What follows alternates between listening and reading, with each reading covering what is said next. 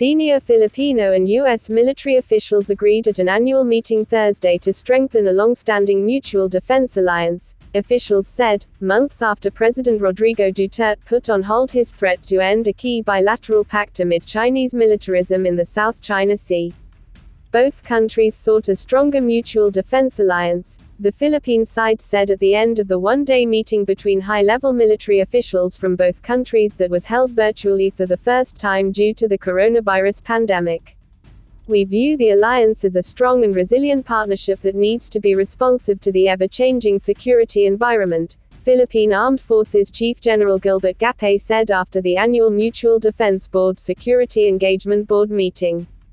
The United States and the Philippines remain steadfast allies in our pursuit of regional peace and stability. The Philippine military leader said he discussed a range of issues with Admiral Philip Davidson, commander of the U.S. Indo-Pacific Command, particularly plans for bilateral exercises next year and measures to deal with COVID-19. Cooperation ensures that forces are interoperable and become a formidable force for stability throughout the region, Gapay said. The United States and the Philippines remain steadfast allies in our pursuit of regional peace and stability, Davidson told Gapay, according to the Philippine statement.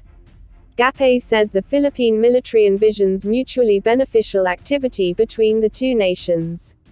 Our alliance should continue to provide the mechanism to further enhance our already robust defense cooperation, he said.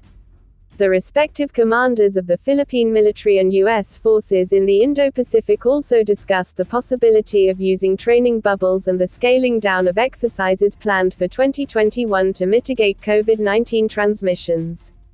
Visiting Forces Agreement. In June, the Philippine government announced that it was postponing an earlier threat made by President Duterte to abandon the 1999 Visiting Forces Agreement (VFA), which has allowed for large-scale military exercises between the allies. Defense analysts had said the joint drills were vital to the Philippines as it faces a challenge from China over territorial claims in the South China Sea. In late January, Duterte threatened to terminate the VFA after Sen. Ronald De La Rosa, a former national police chief who had led the administration's controversial war on illegal drugs, said the United States had revoked his American visa. On June 2, the Philippine Department of Foreign Affairs said that its plan to scrap the VFA was suspended due to political and other developments in the region.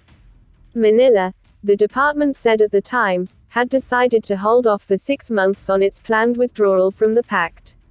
Apart from the Philippines, 5 other Asian governments have territorial claims or maritime boundaries in the South China Sea that overlap with the sweeping claims of China.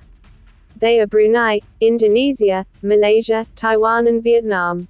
While Indonesia does not regard itself as a party to the South China Sea dispute, Beijing claims historic rights to parts of that sea overlapping Indonesia's exclusive economic zone.